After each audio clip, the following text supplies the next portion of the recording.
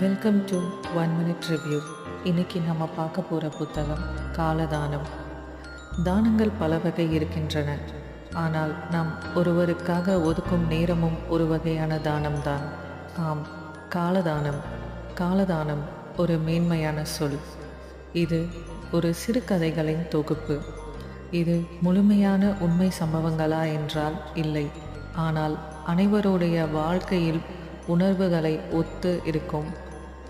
வானப்பிரஸ்தம் கதையை படிக்கிற போது நாம் எல்லோரும் ஒரு முறை அந்த பயணத்துக்கு தயாராக இருப்பது போல உணர்வோம். அம்மா என்ற கதை எனக்கு மிகவும் உலுக்கியது. இந்த கதைகள் அனைத்தும் முடிவில் மனதில் ஒரு அமைதியை தந்தது. நம் உணர்வுகளை கொட்டி தீர்த்தது போல. இது அனைவரும் வாசிக்க வேண்டிய புத்தகம் மட்டுமல்ல, உணர வேண்டிய புத்தகம். வாங்கி படியுங்கள். காலதானம் ஃப்ரம் 0 டிகிரி பப்ளிகேஷன்.